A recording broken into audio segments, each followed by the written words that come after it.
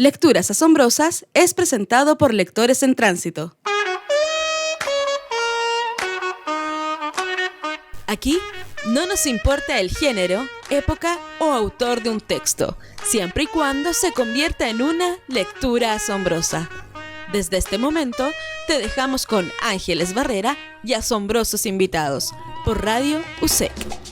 Bienvenidas, bienvenidos. Estamos en nuestro programa número 6 de nuestra temporada número 25. Esto es Lecturas Asombrosas, jueves 1 de junio a través de Radio Universidad SEC. Lo que nos convoca hoy me tiene muy entusiasmada. Voy a conversar por primera vez con el destacado escritor chileno Yuri Soria Galvarro. Yuri, ¿cómo estás? Bienvenido a Lecturas Asombrosas. Muchas gracias por la invitación. Solo una pequeña precisión. Soy boliviano, pero vivo en Chile hace muchos años. Tanto que ya paso por chileno en la mayoría de las partes. Así que... Bueno, entonces ahí con la corrección que me hace Yuri, me recuerda la anécdota de los mexicanos, que siempre ellos tratan de apropiarse. Entonces nuestro Roberto Bolaño es mexicano, ¿cierto? Mira que me invitaron hace poquito a la Feria del Libro de Bogotá y el país invitado era México. Y yo fui con la delegación mexicana, porque los escritores mexicanos me invitaron. Entonces, también los mexicanos nacemos donde se nos da la rechingada gana, como digo. Muy bien, vamos a estar conversando también contigo, Yuri, acerca de esas experiencias en las grandes ferias literarias de nuestro continente. Y vamos a conversar contigo de tu novela publicada, ¿cierto? La última el año pasado, en octubre del 2022, que tiene triple publicación en México, en Bolivia y en Chile. Esta historia fascinante de El cóndor en el agua. Aquí en Chile tiene marcada con un montón de cositas amarillas, son todos los errores, me imagino. No, son todas las cosas que a mí me alucinan mientras leo. Mira, es que no solo esto es un mal ejemplo, no lo hagan en su casa, niños. Pero yo destaco primero y después... No, yo le doblo la esquinita a las hojas de los libros, y cuando voy quiero marcar algo. Claro, pero mira, no es que yo coloque al azar las hojitas, sino que las escribo, mira, ¿viste? Claro. Metáfora, bacalao blanco, los petreles. He podido conocer muchas cosas con El cóndor en el agua. Una novela breve publicada por Simplemente Editores. Está también publicada en México, también con una portada muy interesante, por Ficticia, y en Bolivia. En Bolivia, por Nuevo Milenio. Así es. Así que voy a presentar aquí a nuestro invitado de hoy. Yuri Soria Galvarro ha publicado libros de relatos La Frontera en el Cultrún 2001, Crónicas de Viaje el 2002, Mar Interior 2006, edición del Cultrún para Chile, Plural en Bolivia y Ficticia en México. Cuentos del Pacífico Sur 2015, edición Yaganes para España, Ficticia en México y Das Capital para Chile y Nuevo Milenio en Bolivia. El Perseguidor de la Luz, Ficticia 2019, Nuevo Milenio 2020 y Simplemente Editores 2020, fue galardonado con el Premio Municipal Juegos Literarios Gabriela Mistral con la novela El Perseguidor de la Luz. Tiene cuentos y novelas y vamos a conversar con él, que es además biólogo marino, fotógrafo, músico, todas estas áreas que disfruta Yuri y que le dan esta pulsión para escribir. Y quiero aprovechar de celebrar contigo tus 23 años en el oficio de escritor. ¿Cuántos ya? No había dado ya la cuenta. Claro, comenzaste el 2000, publicaste el 2001 tu primer libro y ya van 23 años con tantas publicaciones a tu haber. Para empezar a conversar contigo, Yuri, quiero que nos cuentes cuál es la metáfora, por eso tuviste ahí en mi destacado, ¿cuál es la metáfora de El cóndor en el agua? Mira, yo creo que lo que está detrás o lo que de alguna forma se configura es esta digamos, ambigüedad del espíritu humano, que de alguna forma la literatura da muy buena cuenta de ello, que no existen blancos y negros, no existen seres malos ni seres buenos completamente. Sin embargo, están los estereotipos, por supuesto, de los cuales, o los arquetipos, de los cuales la literatura da cuenta. Pero más bien existe una escala de grises. Entonces, yo creo que lo que intenta estar en el Cóndor en el agua, bueno, primero uno cuenta una historia que es más o menos de lo que puede conocer o dominar, de lo que uno puede manejar, pero, eh, pero lo que intenta o de alguna forma está detrás es eso, mostrar estos personajes que además están en un lugar muy rudo, digamos, en un lugar muy complejo, en una situación donde hay contradicciones, hay choques, que es lo que busca también la literatura, porque si en general no pasa nada o no hay un conflicto, digamos, como que tiene que haber conflicto, pero en esos conflictos empiezan a aparecer bandos y distintas miradas, y como la vida es así, ¿no? Yo creo que por eso la literatura es una gran espacio, un gran mirada de la empatía, porque uno es capaz de ponerse en la visión de otras personas o personajes ahí se va armando la historia. Entonces yo creo que esa es la como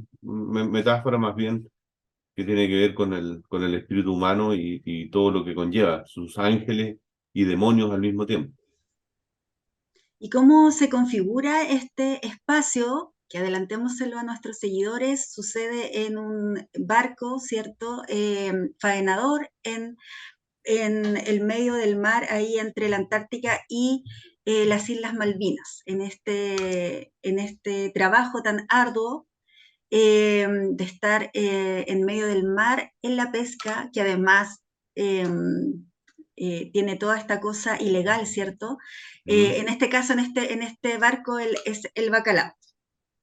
En una de las entrevistas que revisé, Yuri, tú estableciste de que, abro comillas, siempre he tenido obsesiones más que aficiones.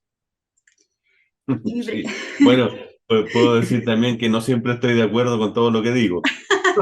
Ya, pero mira, O sea, mira, pero sí, me pareció, yo creo que es una deformación de algunas personas, o no sí, sé, es quizás que todos tenemos me pareció intereses, interesante, claro, todos tenemos intereses como búsqueda, no sé, hay distintas formas de llamarlo. Y yo le pongo el apellido de obsesión porque la literatura es eso, ¿no? Por ahí va la mano, uno tiene que de alguna forma ir al fondo de los asuntos, obsesionarse con los personajes, eh, con todos los aspectos técnicos de los que significa escribir, porque, claro, uno finalmente el resultado de una historia que se lee fácil, que idealmente es que se lea fácil, que no existan muchas trabas, y toda la técnica o todo lo que está detrás desaparece, o son como andamios que se retiran después, y requiere mucha obsesión, requiere mucho, en algunos casos, muchos años de ir puliendo un texto, y eso requiere cierta concepción, digamos, cierta obsesión. Y claro, yo he tenido varias de estas cosas a raíz de que uno vive más años ahora y que tiene espacio para hacer muchas cosas y uno, además por la misma literatura, como que vive distintas vidas y uno quiere hacer más cosas. Entonces, claro, van distintos temas que en mi caso, que yo creo que están un poco más exacerbados, no sé, pues en algún momento tuve algunos proyectos musicales. eh, Actualmente estoy muy trabajando profesionalmente con la fotografía de naturaleza y, y hay otras más, digamos, ¿no? Y la literatura yo creo que resume bastante esta capacidad de sumergirse en ciertos temas y de alguna forma tengo cierta convicción de que me va a durar mucho tiempo, digamos. Me veo sí, en el oficio de escritor. Espero seguir mientras me dé la razón y ya no me convierta en un viejo gagá y que alguien me guarde y me diga, ya no sigas hablando, ¿no? Ese tipo de cosas. Eh, Espero seguir en el oficio. En algún rato uno va colgando otros oficios, que es sano también porque tengo esto otro, digamos, de la literatura que resume todo. Y por eso hablo de obsesiones, ¿no? Por eso, porque son realmente temas. Alejandra Costamagna creo que lo resume muy bien cuando dice que las recetas para escribir son tres. La obsesión, la obsesión y la Y la obsesión. obsesión. Claro. Oye, además de obsesivo, eres estructurado y intuitivo. ¿Cómo se manifiestan estas características tuyas, esta intuición y esta estructura en la novela El cóndor en el agua? ¿Cómo la trabajaste?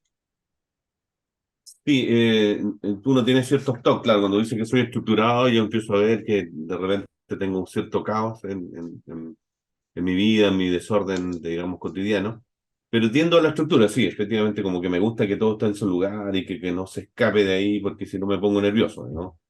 Y yo creo que en la literatura es una forma, digamos, convengamos que la literatura es un oficio, eh, es oficioso, es un oficio artesanal más que una profesión. No hay reglas muy fijas, entonces hay siempre un abordamiento personal del oficio desde la perspectiva, desde el trabajo de uno y desde la propia experiencia, que además va cambiando, no siempre es igual. Entonces a mí me pasó, por ejemplo, en mi primera novela que escribí, a sazón que me costó mucho porque yo escribí varios libros de cuentos y quería escribir una novela y los procesos siempre se empantanaban o derivaban en un cuento. Entonces me costó tanto en la primera parte que mis personajes se rebelaron, hicieron lo que quisieron, como que la novela fue un poco desbordante, como que daba para escribir tres novelas con toda la historia, el personaje como que cobró vida y hizo lo que quiso, pero también técnicamente me costó bastante porque tuve que reescribirla varias veces. Entonces, con esa experiencia, después como que ahora pretendo de tener todo como mucho más estructurado, es decir, me tomo cierto tiempo, un poco más antes de largarme a escribir, y con eso logro que los, ciertas cosas se resuelvan antes a eso me refiero con la escritura. Y claro, y la intuición siempre es un tema, absolutamente una mezcla seguramente de conocimiento con experiencia también, de que uno piensa que las cosas van por ahí, digamos, por acá, o algo que uno quiere decir, pero como hay múltiples formas de decir las cosas, como que en algún momento la lección es bien intuitiva y en general uno funciona, o uno cree que funciona, con lo cual ya está bastante bien para continuar, como digo, con un proyecto así de largo aliento, que es una novela. Mm. Contemos que El cóndor en el agua está contada, ¿cierto?, por uno de los tripulantes de este barco que pesca este bacalao. Y una de las cosas que más me llamó la atención y por la que la historia me agarró es que uno aprende, po. Nos estás enseñando cómo son estos grandes barcos factorías, ¿cierto? Cómo se manejan, desde la cosa mecánica, los turnos, cómo se vive en este tipo de situaciones que están ahí solo, lo dices muy bien en el relato, que se está ahí por el dinero que se gana, pero que es igual que estar o en un psiquiátrico o en una Mm. cárcel. Eh, y eso no, a medida que uno va avanzando, al momento en que uno termina el libro, tiene la sensación de, oh, estuve aquí, tuve la aventura de estar en este barco, de pasearme por el puerto Stanley, de ver cómo funcionan, de conocer aves. Me llamó mucho la atención eh, las aves en el medio del mar, lo que indican. No voy a hacer spoiler, si estoy haciendo Sí, spoiler no, me no, todo dice, bien, no, no, sí, es que yo pero te me estaba admira, escuchando. Sí. claro. Y es además es como los libros de aventura que uno tiene la añoranza de niño, así, esta aventura, un lugar desconocido, algo que uno sabe que existe, todos conocemos, ¿cierto? Que existen este tipo de barcos, pero es la aventura, el ir descubriendo qué es lo que pasa arriba en el barco, cómo se organizan, y tiene venganza, tiene la crueldad de la naturaleza, tiene a estos enemigos, ¿cierto? Si es que uno se pone al lado del protagonista, de estos enemigos ecológicos, hace la reflexión, nos permite hacer esa reflexión necesaria sobre el problema de la ecología, la extracción ilegal, obviamente. Eh, y eso, ese es mi asombro con el Sí, cóndor del agua. sí, No son sé varias si... cosas. Mira, yo creo que en el fondo todas esas reflexiones, parto por el final, digamos, son más bien como corolarios del lector. ¿Ah? La idea de la literatura en general no pretende moralizar, sino dar cuenta de una realidad. O sea, yo cuento ciertas cosas. Cuando hablamos de pesca de alta mar, del bacalao, que es efectivamente una pesca muy onerosa, genera mucho dinero, el llamado oro blanco que tú lo mencionabas, tiene eso, tiene algo de pesca ilegal, tiene los barcos estos entran en aguas internacionales y también en aguas jurisdiccionales de varios países, entran y salen. Entonces, y claro, también hay un problema ambiental de que la sobrepesca o sobreexplotación, pero no, eso no está en la novela como un fin moralizante, sino más bien como que se cuenta. Y las lecciones van saliendo de acá. Y al decir, claro, volviendo a lo que ponías al principio, hay una elección técnica también de cómo contar algo. Porque cuando uno cuenta una historia, hay que ser muy cuidadoso, digamos, algo bastante básico, pero en general siempre te persigue que es que la historia no parezca así como que demasiada descripción, así como por decirte esto es así, como contando algo demasiado, como explicando algo sin razón, digamos. Algo que, por ejemplo, Onetti es maravilloso en lo contrario, que de repente te sumerge en la novela de Onetti y él se sumerge tanto en el ambiente, en la atmósfera, en los personajes, en la historia, que lo que pasa exteriormente no te lo cuenta. Y tú tienes que imaginártelo o de alguna forma con la historia se configura. Entonces esas lecciones técnicas tienen que estar muy bien tomadas y en el caso de esta historia, el protagonista le está contando la historia a alguien. Le está contando a alguien la historia que después digamos que es quien supuestamente la escribe. Hay un ser hipotético ahí, un escritor podría ser, que la escribe. Por lo tanto, aguanta bastante bien esto de que él cuente, diga, el barco tiene esto, tiene turnos, tiene lo otro, porque si no se transforma en una cosa media descriptiva que de repente es un poco falsa, digamos, Mm. porque, y también la elección de ser un narrador en primera persona puede ser un narrador omnisciente, hay múltiples formas de narradores. También la historia se cuenta en pasado, en distintas etapas de pasado, que funciona muy bien en general la ficción, contar algo como que ya pasó. Mm. Ahora puede ser que ya pasó, pero pasó hoy día, digamos, inmediatamente, o pasó hace muchos años, y esas son todas esas lecciones, a eso me refería al principio de cómo uno pretende armar la estructura de la historia, y, y más o menos toma ciertas elecciones, y es bueno para quien escribe tomarlas al principio, darse un rato o definir. Hay gente que es mucho más estructurada respecto a una escaleta de la novela por capítulo, una estructura. Yo en general tengo una estructura, pero también tiene que estar uno dispuesto a modificarla, porque cuando uno diseña algo antes de empezar a escribirlo, a veces en la propia escritura se da cuenta que hay ciertas cosas que no funcionan o que hay que modificar, entonces hay que estar como bien atento a eso y bueno, y también están las revisiones, las múltiples revisiones, que convengamos que eso es la escritura, ¿no? Alguien puede escribir una novela en una semana, en un mes, se encierra en un hotel, la escribe, pero probablemente esa novela es impublicable y requiere varios meses, si no años de corrección. Y la corrección es eso, una línea de proceso. Reviso un texto, lo corrijo ese mismo día, ojalá en la primera lectura, no leerlo y después corregirlo, sino leerlo inmediatamente y corregirlo. Lo dejo en reposo X tiempo, vuelvo de nuevo a corregir y así es como una línea de proceso en que los textos se van apretando, se van puliendo y se transforman en uno pretende al menos, en ese lenguaje literario o algo que es un poco que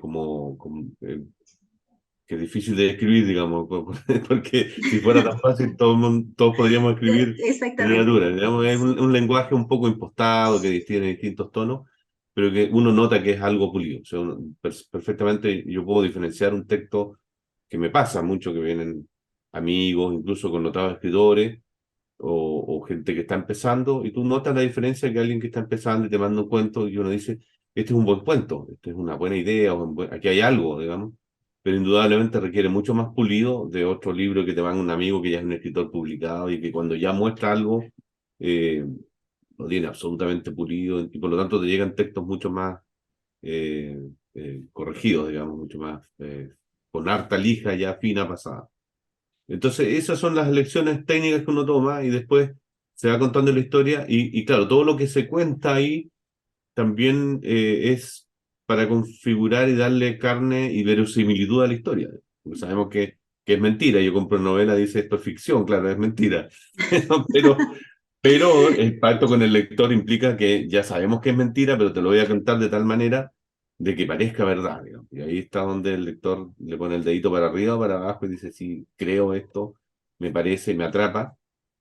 Y están todas estas herramientas técnicas también del conflicto, cómo presenta uno el conflicto, cómo hace que incluso a veces cuando uno empieza a analizar un texto dice, mira, aquí hay uno siempre ya empieza a mirar todo con sentido crítico y de repente empieza a pillar errores, cosas, y esto podría hacerlo de otra manera, y de repente la historia te atrapa y te olvidas de todo eso y se sumerge detrás. E incluso después te das cuenta que lo que parecía algo no correctamente instalado al principio tenía un fin.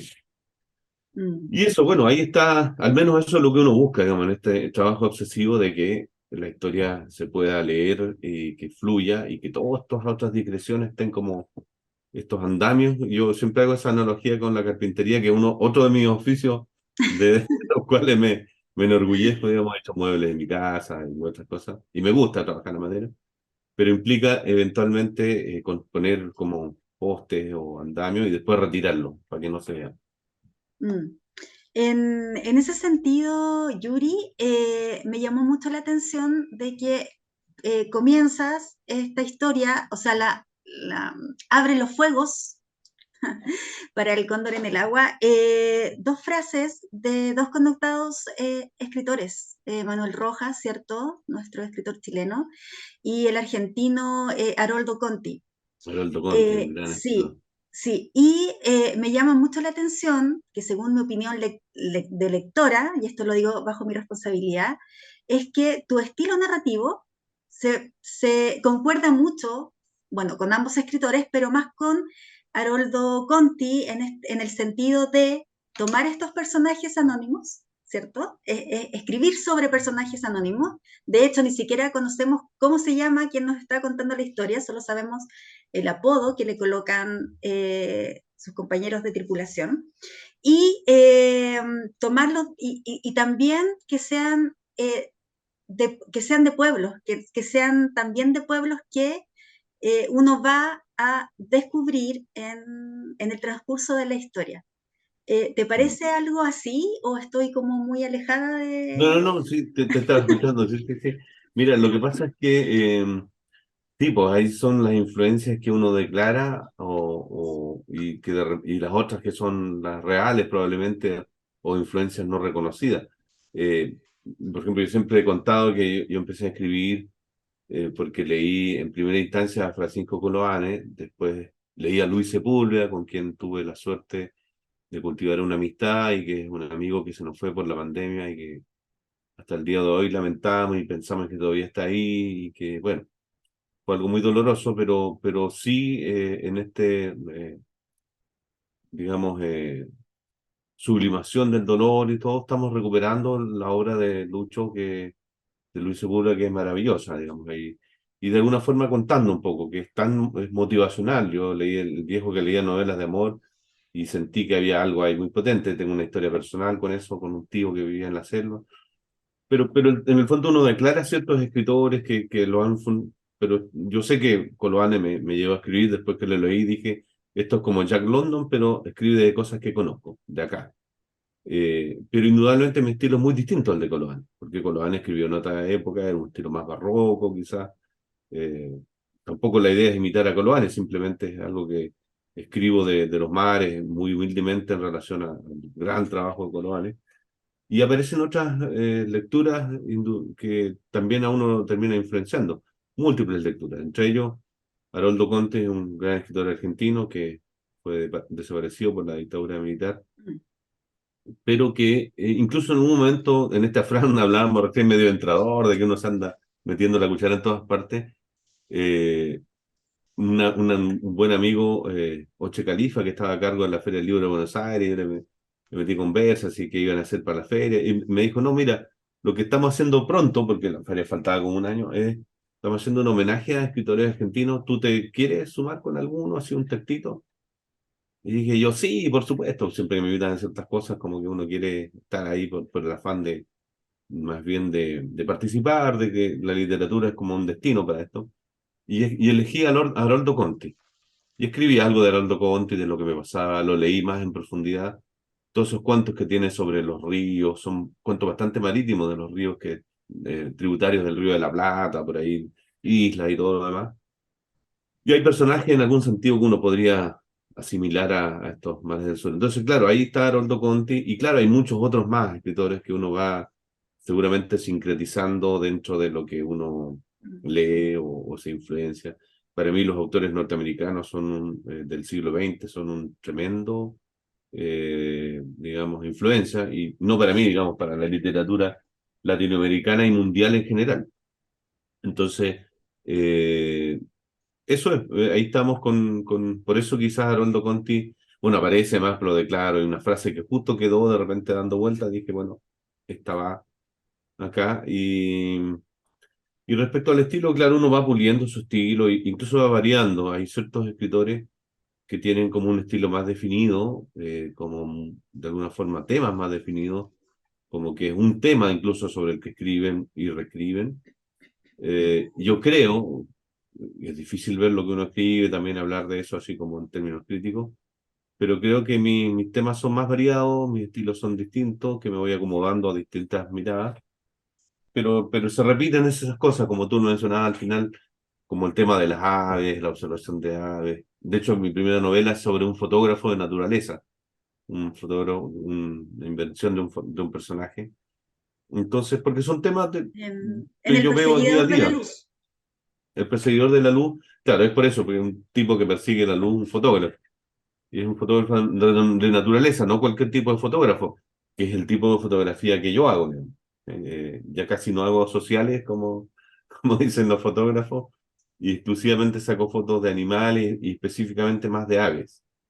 Entonces, te contaba que vengo llegando de unas excursiones en Colombia y en Ecuador, donde estuve más de 15 días en Ecuador, en la selva, y bueno, es todo un tema. Entonces, eso se repite y aparecen a veces sin quererlo, como para darle verosimilitud a lo que uno escribe, digamos. En este caso, los navegantes, yo he conocido, digamos, he navegado durante muchos años por mi trabajo de biólogo marino en los mares del sur, en los canales, en Punta Arenas, Magallanes, aunque esta es una pesca que sucede mucho más afuera, digamos, en mar abierto. Yo he Claro. navegado en mar abierto, pero no pescando.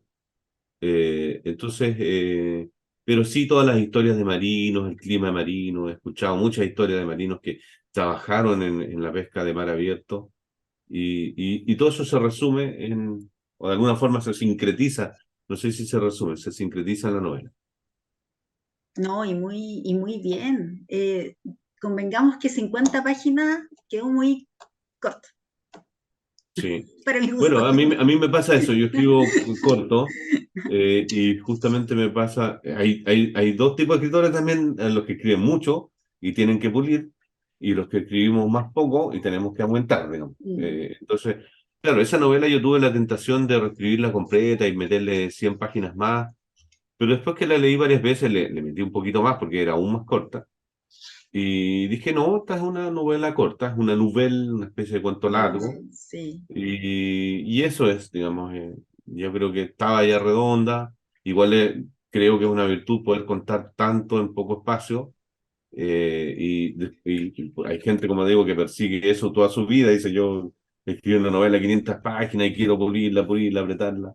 A mí me pasa al revés, digamos, que insisto, no sé, a veces es una virtud y a veces es un problema también, porque de repente, si uno quiere escribir una novela más larga o un texto más largo, implica hacer engrosar los textos. De hecho, estoy con una novela más larga ahora, que espero, más larga en el tiempo, y espero que de tamaño también, ya es bastante más grande.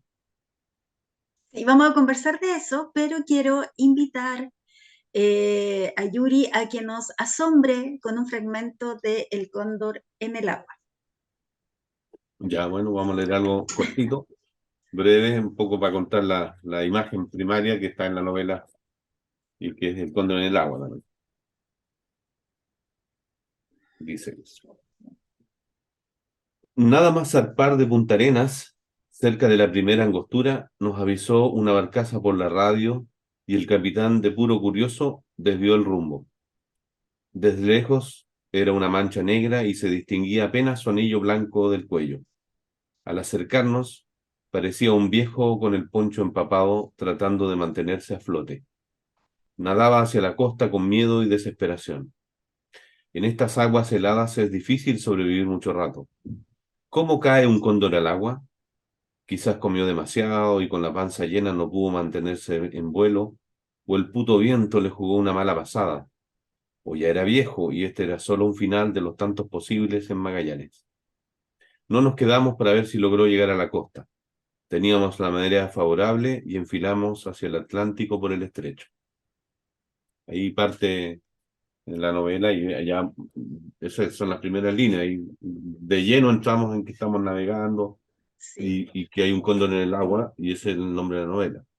Que es una metáfora también, ¿no? Es una metáfora de estas latitudes tan extremas. Tú hablabas de la naturaleza amenazante o mm, peligrosa o algo así, pero es una, al mismo tiempo una naturaleza bellísima, es una naturaleza avasallante, pero que te emociona de lo inmenso y de la pequeñez de nuestra existencia en relación a los seres que ahí habitan, ballenas, albatros. Las dos aves más grandes del mundo están ahí, el albatros errante y el cóndor de los Andes, y uno podría verlos en un mismo día, digamos, con cierto esfuerzo, aunque una ave marina y el otra es una ave más bien asociada a la cordillera de los Andes, pero en Magallanes está en la costa, llega hasta esa zona y es bastante eh, posible ver cóndores en Magallanes.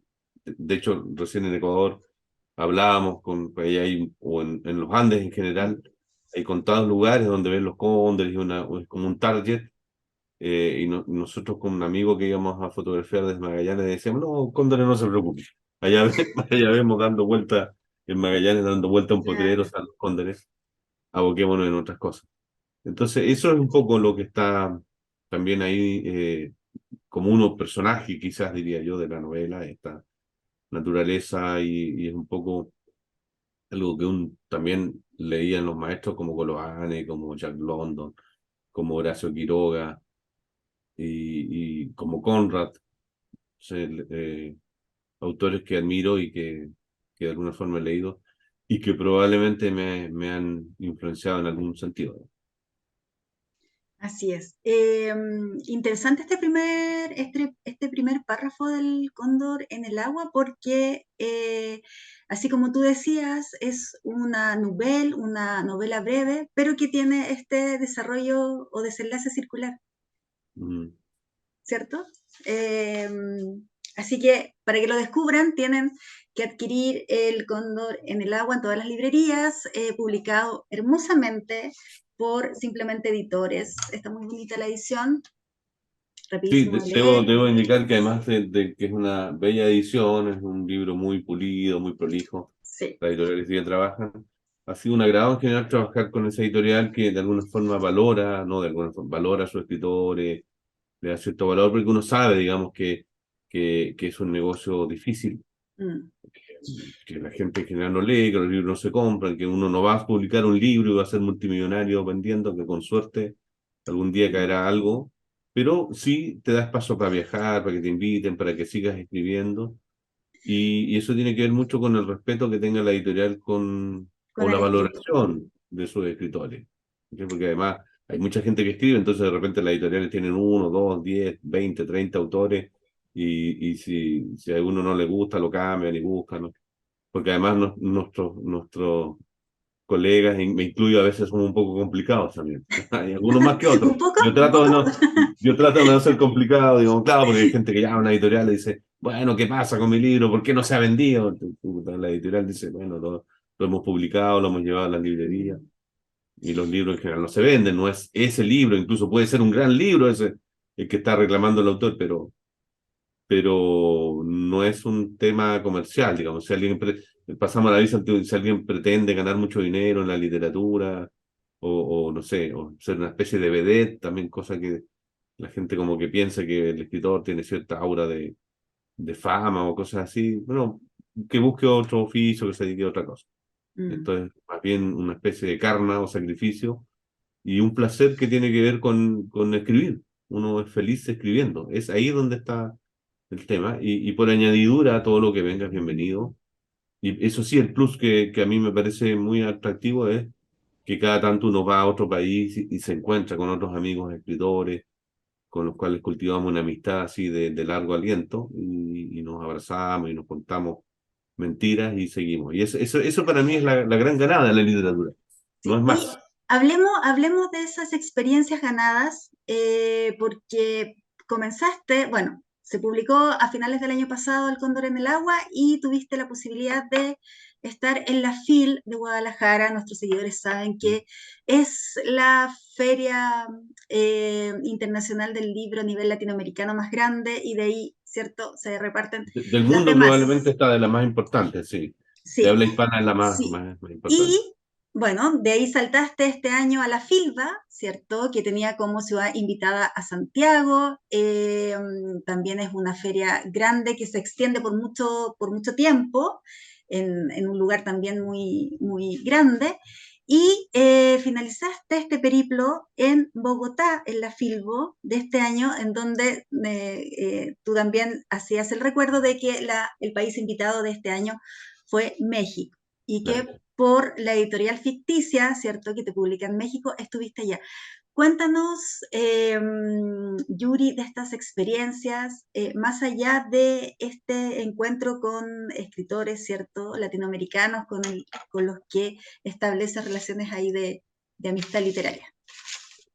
Pero mira, yo ya había estado en la Feria del Libro de Guadalajara algunos años atrás con otro libro, pero lo que sucede en general en estas ferias que son buenas experiencias y te dan cierto ánimo o mucha alegría para continuar. Cuando uno ve una gran cantidad de lectores, como en Bogotá, que estuvimos en el salón, digamos, en el escenario que tenía México montado, que era un tremendo pabellón, digamos, y el escenario era maravilloso, y llegó mucha gente, y después nos pidieron, compraron libros, nos pidieron autógrafos, tuvimos mucho rato conversando, pero más allá de eso, que es como que te da cierta esperanza, porque contamos de que el oficio de escritor es bastante solitario, es muy complejo, muy difícil, uno sigue escribiendo a pesar de que sabe que es muy difícil publicar, de que por ahí te publiquen, de que no vas a ganar dinero, entonces inviertes muchas horas, mucho tiempo, y alguien te empieza a mirar, te dicen, oye, pero ¿por qué haces eso? Y como que en algún rato, siempre todo lo que te rodea, incluso la gente más cercana a ti, que ve que andas ojeroso, barbudo, escribiendo, dicen, pues ya, ojalá dejara de escribir y para que esté mejor, que todo como que complota para que uno no siga escribiendo. Este tipo de eventos donde uno va más allá de uno, porque a veces uno va y es un peón y uno ve que hay mucha gente que está interesada a lo mejor en otros autores, pero uno dice, sí, en realidad vale la pena. Hay mucha gente que todavía lee, que sigue buscando historias y que te recibe muy bien. Y eso es lo principal de estas vueltas. Estuvimos en la Feria del Libro de Buenos Aires, justo cuando estaba partiendo, porque después me invitaron para una actividad posterior, pero esos días yo ya tenía comprometido un viaje a Ecuador, entonces estuve los primeros días en la feria. Igual en el escenario de Chile, como dices tú, en la ciudad invitada, porque Buenos Aires invita a ciudades, no países, Claro, era Ciudad de Santiago y Santiago. y hubo toda una polémica por qué iban los de Santiago. Bueno, sí, es la ciudad invitada a Santiago, ¿no? Siempre hay. Y claro, pero todos como que el ambiente es Claro. pequeño, los espacios son pocos, entonces hay gente que se aborda esto con mal humor y con mala leche. Y en realidad un cálculo, o digamos, una suma y resta que yo hice hace muchos años, que uno dice bienvenido todo lo que venga y ya, no espero nada, y si por ahí me invitan a algo, por ahí. Y si uno sigue trabajando, haciendo, publicando, y eso es lo que uno hace, que es lo importante, por ahí van a salir opciones de publicación e invitaciones. Entonces, después de eso, estuve en Bogotá y bueno, y también antes en la de México, y maravilloso, o sea, es muy bonito, es un ambiente muy fiestero, muy fiestero en el sentido de alegría del libro, hay muchas actividades relacionadas al libro, cenas, comida, presentaciones de libro a 3, a 4, a 5 salas en paralelo y mucha gente que va y todavía asiste y escucha con atención y pregunta. Es un público en general eh, ansioso de recibir. Y ahí echa de menos uno de nuestra Feria del Libro Santiago, a propósito de que era Santiago país invitado, que en algún momento tuvo cierto auge y después fue decayendo y ahora está medio incierto, entonces uno espera ese mismo a método, donde además la gente compra muchos libros, uno va y ve, se llevan libros, y sabemos que más allá de la industria editorial, desde que le dé tiraje a la chimenea, es muy sano que la gente lea, que gaste en libros.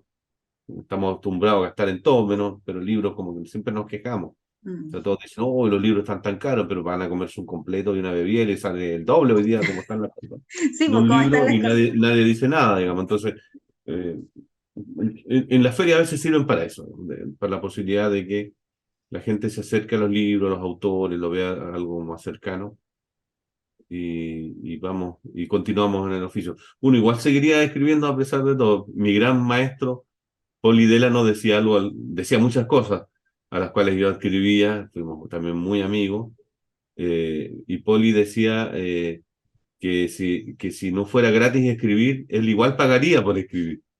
No sé por qué, porque eso es lo entretenido, eso es todo. Uno disfruta inventando historias, viviendo mundos paralelos y ojalá, claro, te los publiquen, van para allá la cosa, pero no es más eso es lo que hace que uno continúe en esto, a pesar de todo lo difícil que es, de todas las señales, de todo lo que cuesta, de todos los Mm. embates que resiste desde la industria, del público, de los mismos colegas que en todos lados acá empiezan a desconfiar cuando te invitan a ti, dicen, ¿por qué invitan a él y no nos invitan a nosotros? No sé, todas esas cosas pasan en todos lados y son pensamientos naturales, digamos, que uno además tiene que eliminar desde un principio.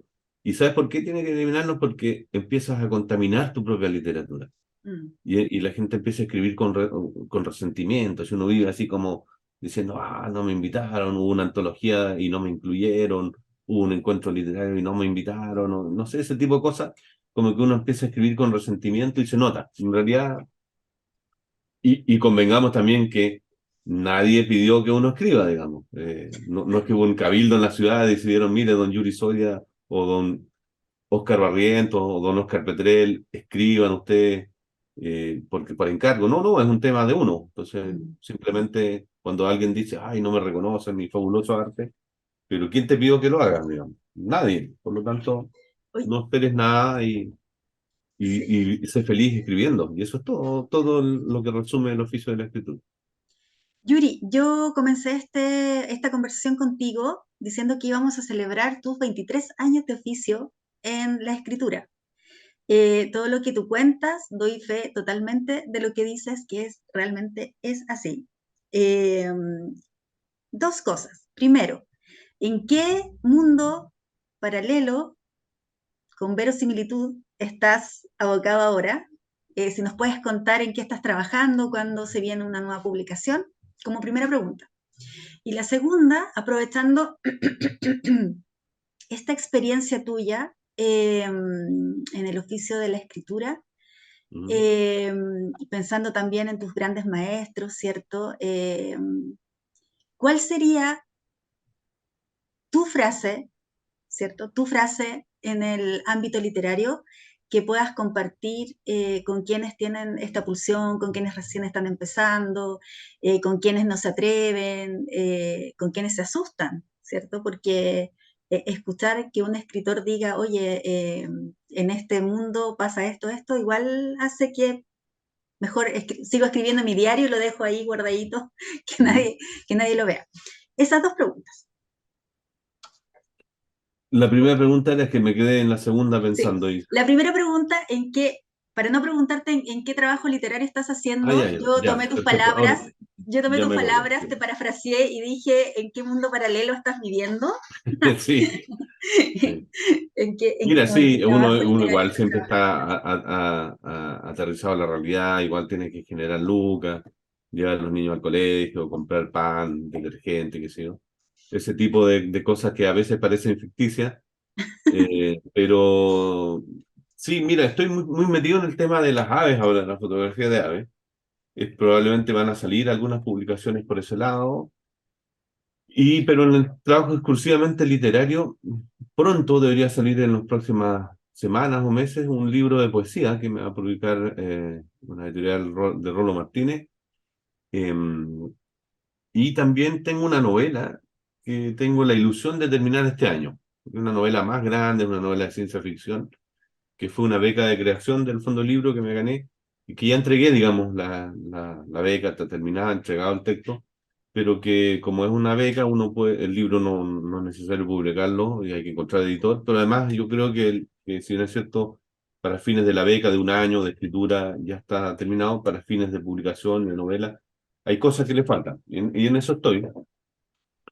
Y también publicamos con mi buen amigo Marcelo Paredes un Bestiario de Suralia, que es un libro ilustrado muy bonito, maravilloso, y perdón que lo diga yo, pero en realidad sobre todo por el trabajo de Marcelo, que son unos dibujos sobre un sur inventado, con peces voladores, con tejuelas, con madera, muy lúdico, muy imaginativo. Y ese libro, pensamos hacer una segunda edición de ese libro, pero también, tengo algunas propuestas, digamos, pero también una segundo bestiario, Mm. porque Marcelo tiene un trabajo de muchos dibujos de esa línea y da para hacer varios libros más, pero por lo pronto vamos a apuntarle a un segundo bestiario. También hay algunos libros de cuentos en proceso, hay uno que en algún momento creí que estaba listo, pero está dando vueltas. Y tengo como tres proyectos más de novela en distintas etapas, como iniciando, o como escaleta, o como ya algo escrito. Entonces, esas cosas están ahí funcionando. Uno siempre tiene proyectos cuando ya te dedicas a esto y dices, ya soy escritor y te sacas ahí tomamos la segunda pregunta, esa duda de ser escritor, o ya soy escritor, si tampoco es más ni menos, digamos, y por lo tanto si escribes, como por ser escritor, empiezas a juntar libros y van por ahí publicándose algunos y hay otros que demoran en publicarse. Y respecto a lo que tú decías a la gente del consejo, el anticonsejo, este no es un consejo, anticonsejo, Anticonsejo. es que todos los que tienen dudas de escribir, ser escritor, escribiré, lo que uno debería aconsejarles es que no escriban, dedíquense a otra cosa. ¿Ah? Porque si alguien va a escribir de todas maneras. Y, y, y es cierto, las dudas están, y están siempre. ¿Ah? Yo no voy a dar nombres, pero he tenido grandes amigos, grandes escritores que me han pasado una novela y me dicen, pucha, hermanito, no sé si esto valdrá por la pena publicarse. Y está esa duda de que, y es bueno que sea así, porque si uno creyera que la cuestión, no, soy aquí fantástico, todo lo que escribo es maravilloso, no, siempre hay una mezcla entre creer lo que uno hace tiene algún valor y entre la duda y ahí uno se debate. Y por lo tanto esa duda que al principio es muy fuerte de los escritores, de si me dedico o no, yo diría que si alguien tiene la duda, que salga, que no lo haga. Es como la metáfora de Kung Fu, ¿te acuerdas de esa serie que daban de Kung Fu cuando uno era más, ahí se nos va a caer el carnet, A era los más... dos, al tiro. Claro, entonces Sábado, 3 de la tarde, viene el TVN. pequeño Saltamontes al templo Shaolin para que lo seleccione, y vienen los grandes maestros y seleccionan a uno, a otro, los miran a ojo y dicen ya, esto se queda. Y el resto, chao. Entonces, pero Kung Fu se queda ahí, se queda, y se queda varios días, llueve, y ahí se queda, como único destino. Y eso yo creo que es una gran metáfora de la literatura. Uno va a escribir, si quiere escribir, va a escribir independientemente de lo que pase, de las lluvias, de las temporales, del reconocimiento, de lo que sea. Y eso es, si alguien cree que eso lo tiene o que ese es el camino, lo va a seguir. Entonces, mi consejo es que a todos los que tienen la duda, decirles no escriban, es un oficio de mierda. No sé, dedíquense a otra cosa. No sé si disponemos la palabra, pero para el horario en que va a salir, Eh, pero no hay, como que no debe ser de... Hay una frase que no me la recuerdo en este momento de Silvio Rodríguez que dice, esa, debes amar la arcilla que va en tus manos, debes amar su arena hasta la locura, mm, y si no la emprendas, que será en vano. De eso se trata. así es. No hay medias tintas. Desde el principio, alguien que no publica o que está escribiendo y que ve muy difícil, hay que decirle, sí, es muy difícil publicar, es complejo, cada vez más difícil, la gente no lee todo, pero aún así, digamos, si alguien quiere escribir y tiene la pulsión, va a continuar. Entonces, ese es mi anticonsejo. Síganme para más anticonsejos. Sigan, oye, sí, que te sigan. ¿Tienes redes sociales, Yuri?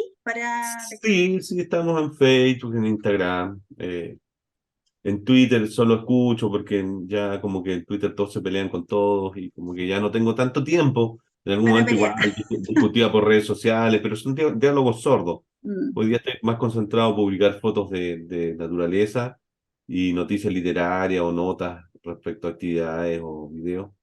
Ya está la información. Ya. En las redes sociales uno se encuentra, incluso los que no quieren estar en redes sociales ya están en redes sociales. así es. Estamos hoy aquí en Lecturas Asombrosas, jueves 1 de junio, iniciando, o sea, ya casi en la mitad de nuestra temporada número 25 a través de Radio Universidad SEC, conversando sobre el cóndor en el agua, esta breve historia llena de aventuras y también llena de reflexiones, así que invitadísimos a buscarla y leerla. Todos los comentarios ustedes pueden hacerlo aquí debajito de el video de nuestro programa. Estimado Yuri, palabras para finalizar esta conversación aquí en Lecturas Asombrosas. Mira, bueno, primero agradecerte la invitación. Estos espacios siempre tengo la ilusión de que sean de promoción lectora, entonces la invitación a los amigos es a leer. ¿Ya?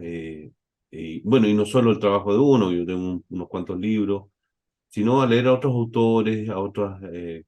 Uno de los primeros homenajes y de las cosas que me sentí muy lleno en la escritura, aparte que de repente me han escrito algunos lectores, a veces extensas cartas, y uno, o sea, el tiempo, gente como que dice, mira, me cambió la vida, o me sentí como muy tocado por tal o cual libro, es que una vez, cuando iba partiendo con mi primer libro, andaba tan entusiasmado que lo andaba repartiendo en la calle a algunos amigos, y uno de ellos se lo di, y pasaron unos días, y me lo encontré de nuevo, y me dijo, mira, yo no leía nada, pero ahora que leí tu libro voy a seguir leyendo. Entonces, yo creo que por ahí va la cosa, digamos, que cuando uno va a los colegios a promocionar el día del libro, la semana del libro o en las ferias, es a promocionar la lectura, que es una actividad a todas luces, eh, ayuda con la memoria, ayuda con contra el nacionalismo, ayuda para que las personas sean más empáticas a la inteligencia y te transporta a nuevos mundos y te da el espacio de vivir otras vidas y es una actividad muy entretenida, ¿no? Por lo tanto, por eso uno la promociona. Si no fuera algo difícil o complicado, no estaríamos promoviendo. Entonces, mi saludo, mis palabras finales tienen que ver con eso, con que tenemos una gran cantidad de artistas en general en Chile y tenemos que valorar a nuestra gente, que es algo que nos está pendiente. A propósito de todo lo pendiente que tenemos en el país, también tenemos pendiente valorar a nuestros artistas y, por supuesto, a los escritores, a nuestros escritores. Tenemos una gran cantidad de narradores, de poetas, gente con un trabajo muy bueno, muy digno, de alto nivel, y que sería bueno que esos autores se lean. Eso como, por ejemplo, que pasaba con la ley de la música chilena, que salió una ley de la música chilena que obligaba a las radios a poner música chilena y de repente uno ponía a las 4 de la mañana y había una especial de música chilena. Y el resto del día pura música en inglés, por decirte un extremo, aunque hay otras radios que sí hicieron el aporte. Entonces, ¿dónde más se va a escuchar música chilena si no es en Chile? ¿Dónde más se va a leer literatura chilena que no sea en Chile? Y que no esperemos a que nos llegue desde fuera el reconocimiento de algún gran autor que es bienvenido y que ha sucedido algunas veces, pero hay una gran cantidad de narradores y de poetas y de ensayistas que vale la pena leer. Eso es. Amigos, lean. No les va a ayudar en muchos aspectos de su vida. Así es. Gracias, Yuri, por esta conversación. Ha sido un agrado para mí conversar contigo, leerte. Fui muy sincera contigo al decirte que es mi primera lectura de tu narrativa, así que también a invitarlos en esta lectura asombrosa. Siempre hacemos la invitación a generar las mini bibliotecas, ¿cierto? No quedarse solo con una historia de un escritor chileno o latinoamericano, sino que a seguir leyendo, viendo también los avances y los temas que le gusta tratar, en este caso a Yuri Soria Galvarro. Gracias Muchas a ti. Ángeles, por la invitación. Estamos disponibles para cuando quieras. Gracias. Sí, vamos a estar muy pendientes de tus nuevas publicaciones y también tienes este espacio de lecturas asombrosas para contarnos todo lo que viene en todas tus facetas, no solamente literarias, sino también en la música, ¿cierto? En la biología marina, en la fotografía, está este espacio. Agradecer a Mariana Ales Baceler, quien gestionó la parte periodística de esta entrevista, gracias a ella. Agradecer también a Radio Universidad SEC, recordarles que Lecturas Asombrosas es una iniciativa de esta comunidad hispanoamericana, que ya estamos celebrando este año los 7 años de Lectores en Tránsito, así que ahí también pueden encontrar este programa y contarnos allí qué les parece. Soy Ángeles Barrera Jofré, su anfitriona, y los espero, como ustedes ya saben, todos los días jueves al mediodía en más Lecturas Asombrosas. Así que muchas gracias. Gracias, Yuri. Que estés muy bien. Chao, chao.